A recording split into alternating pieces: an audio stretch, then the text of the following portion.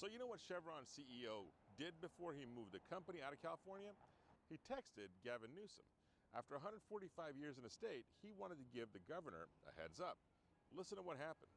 It was in the Wall Street Journal when Mike Wirth, the CEO of Chevron, was getting ready to move Chevron out of California, texted him and said, "We're about to make this announcement. I'd like to tell you before you read about it."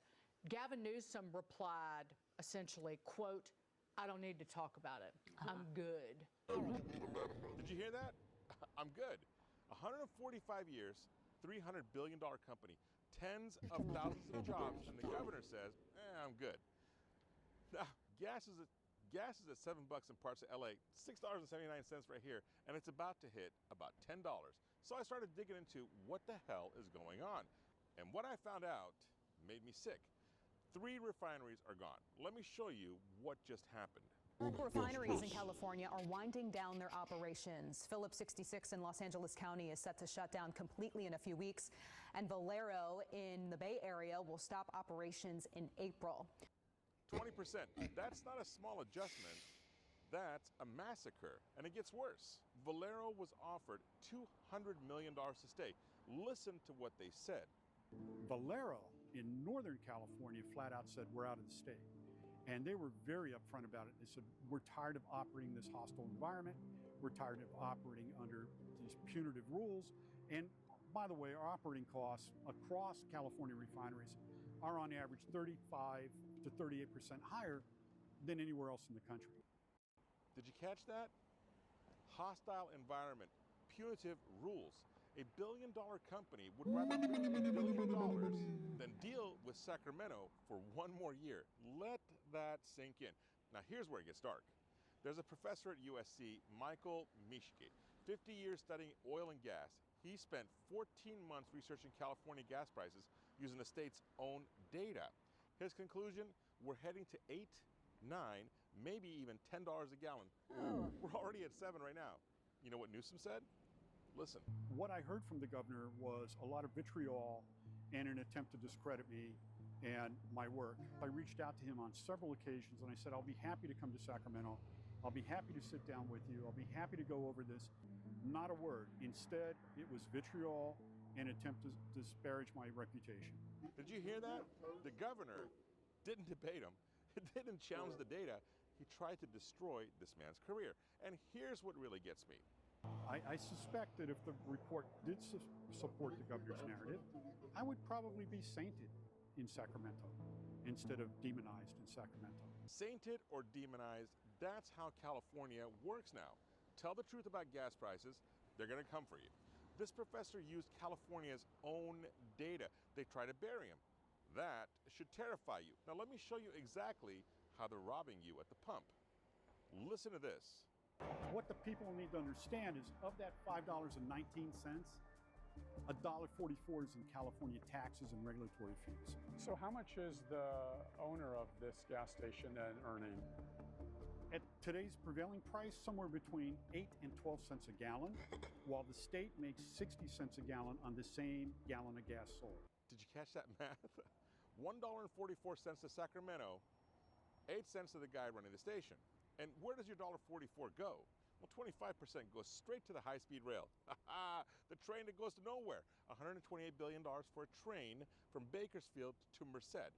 Be honest, have you ever needed to get from Bakersfield to Merced? Your gas money funds a train you'll never ride to places you'll never go. But here's the part that should terrify you. California requires a special blend of gas. Sounds nice, cleaner air, whatever. Here's the problem. Nobody else makes it. So when refineries leave, we can't just get gas from Texas. Listen to what happens next. We're 63% reliant on foreign oil. We only produce about 21% of our own oil in state. We bring some in from Alaska, that's about 13%. We've got a few other little sources, but about 61 to 63% of our oil that we use to create California gasoline and aviation fuel and diesel fuel here comes from nations, petrol states such as Iraq, Saudi Arabia, Kuwait, Ecuador, Brazil, and now Guyana. Iraq?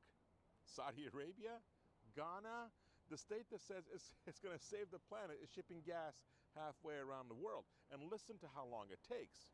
And did I mention it takes 4 weeks for those ships to arrive? Imagine if there's a storm or a war or a refinery fire in India. California's fuel supply dries up instantly. 4 weeks. One storm, one war, California goes dry. That's not energy policy. That's a trap. And you're stuck in it. Now, here's what broke me. A California Democrat state senator, Jerry McNerney, said the quiet part out loud. He said, if we don't keep gas prices affordable, we'll lose public support. And in doing so, we will lose the fight against climate change. Read that again. If you need to rewind, rewind. He didn't say families are hurting. He didn't say people can't afford to drive to work. He said they will lose. They will lose power. That's the game. And you're just a lab rat paying $10 a gallon to fund their experiment. And it's not just gas. This is death by 1,000 cuts. Listen to what real people are going through. As somebody who works 3 different jobs just to make ends meet and then having to pay, almost $100 to fill up her gas tank, it's demoralizing. It's awful. I have to start budgeting myself just for gas, and that's to get to work to make more money. So just all in all makes everything a lot more difficult for me and my entire family, honestly. $800 a month, 3 jobs just to afford gas to get to work. Electricity up 40%, water up 62%, groceries the highest in the nation.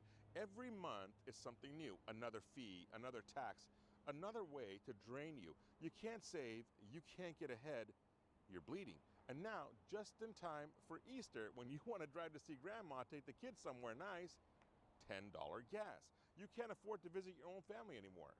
And here's what really makes my blood boil. They'll shut down refineries for the environment. They'll kill thousands of jobs, make gas unaffordable. But when the Palisades burned, they watched. Can't break an ice plant or save a fish that nobody's heard of, but Malibu can burn. Save the Delta smelt, screw the families.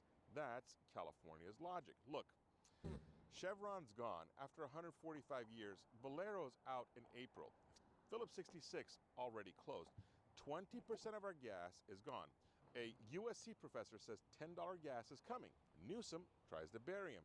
And here's what the professor says is coming next. But if we lose that pipeline, and there's a high probability that we will, along with another refinery, then prices are just going to skyrocket. The Crimson Pipeline could collapse by March 2026. When that happens, we're not talking $8 gas anymore. We're talking gas lines, shortages, stations going dark. And the governor's response to all of this, I'm good. He's good. You're paying $10 a gallon. Share this video, subscribe, hit that bell. They don't want you to know any of this. I'm Ramin, and this is Real Talk. I'm having an issue with my